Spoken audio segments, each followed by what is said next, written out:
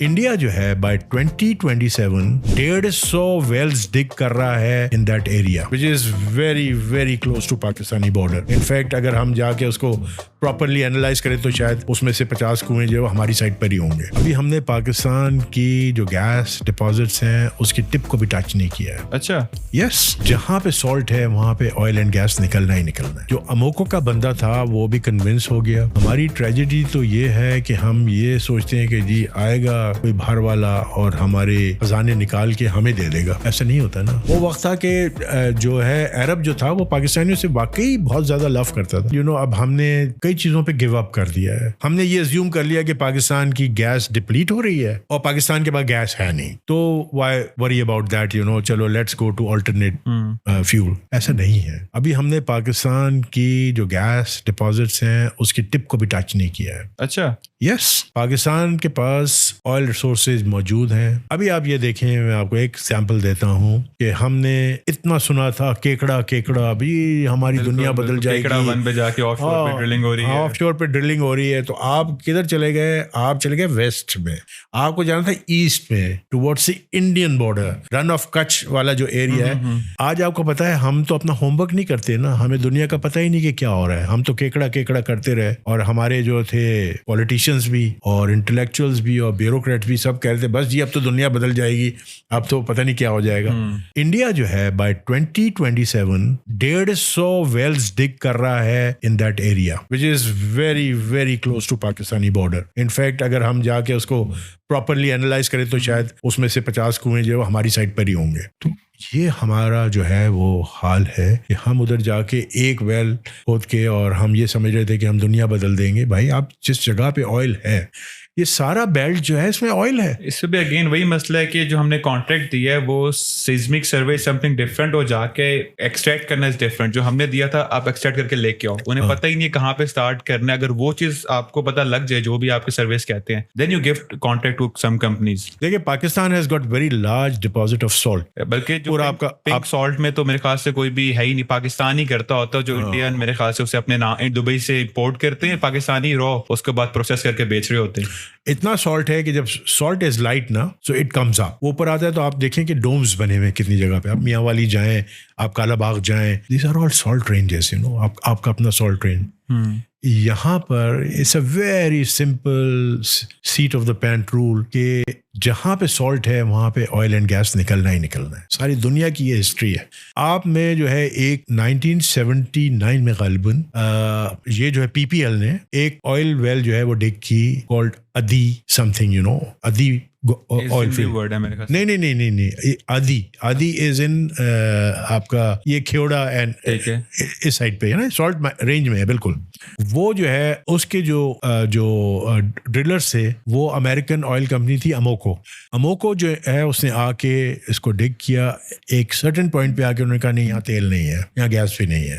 لکلی for اس جی کہ جو ان کا جو نمبر 1 ڈرلنگ مین تھا وہ پاکستانی تھا, اور ہمارے یہاں پہ بھی ایک ینگ آدمی جن کا نام ڈاکٹر باقری ہے وہ وہاں بیٹھے ہوئے تھے. وہ بیچارے وہاں سے انگلینڈ سے پڑھ کر آئے تھے, سب کچھ کر کے آئے تھے, اور انہوں نے کہا کہ میں نے تو یہاں بیٹھنا ہے. تو وہ جو ایک جنرل ان کا جو وہ ہوتا ہے کہ جب ڈگنگ آپ کرتے ہیں, آئل ویل ڈگ کرتے ہیں, تو آپ ہر 3 میٹرز پہ جو ہے وہ سیمپل لیتے ہیں. وہ چونکہ وہاں بیٹھے ہوئے تھے, غیر شادی شدہ انسان تھے, غالباً کراچی یا کہیں کے خیرپور کے رہنے والے تھے.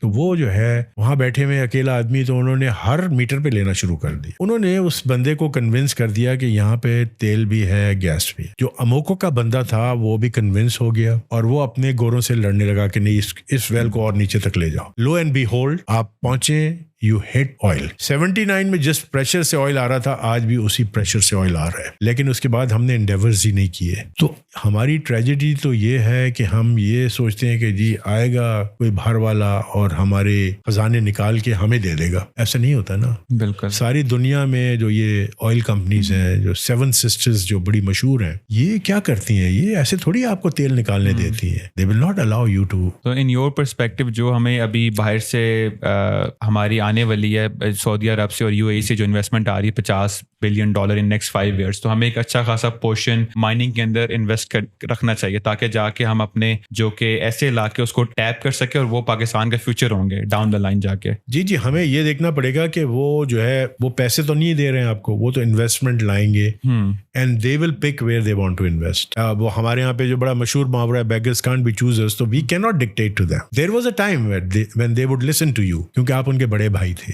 آپ کی عزت تھی, وہ آپ کی طرف دیکھتے تھے, بڑے فخر سے دیکھتے تھے کہ یار ہمارے بھائی ہیں, اٹامک پاور ہے وغیرہ وغیرہ. ہم سب کی, آپ کی بھی, آپ you are 25 years old, but آپ نے اپنی لائف ٹائم میں بھی دیکھا ہو, ہم نے تو بہت کچھ دیکھا. وہ وقت تھا کہ جو ہے عرب جو تھا وہ پاکستانیوں سے واقعی بہت زیادہ لو کرتا تھا. ایگزیکٹلی, وہ جو ٹائم تھا جب بھٹو صاحب اسلامک بینک بنانا چاہتے تھے پاکستان, لیبیا اور سعودی کے کر کے. That's right, you know, that was the time when the Muslim Ummah was coming together. Pakistan was leading on economic issues. You see, they were ready to take out their checkbooks and write a check.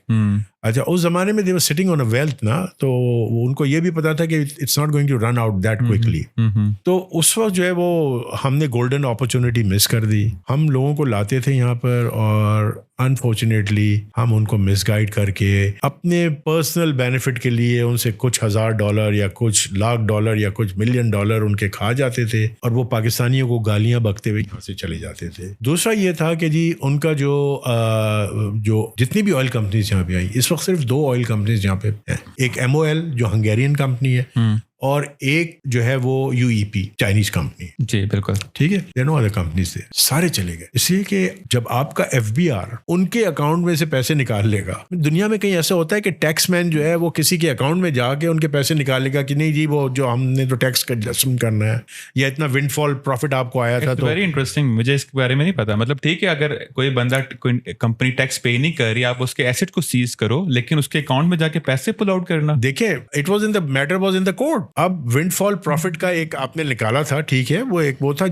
which was challenged. تو آپ at least wait کریں ٹل such time کہ جو ہے اس کو جو legal case ہے وہ ریزالو ہو, اور اس کے بعد آپ کریں. اور یہ جو ہے مال, اگر آپ مال والوں سے بات کریں تو وہ آپ کو یہ بتائیں گے کہ we have the best hit rate in Pakistan. Every second or every third well that they dig comes out with oil. اور جگہوں پہ 5-7 آئل کرنا پڑتا ہے, اور جو کاسٹ پر بیرل ہے you'd be surprised, جو کڑک سے اور ادھر سے جو یہ نکال رہے ہیں تیل, وہ جو ہے it is less than the Saudi, it's less than the any other. یعنی maybe you know things have changed now. $2.85 کا ہمیں بیرل پڑتا ہے from this Karak area and other areas you know in Pakistan.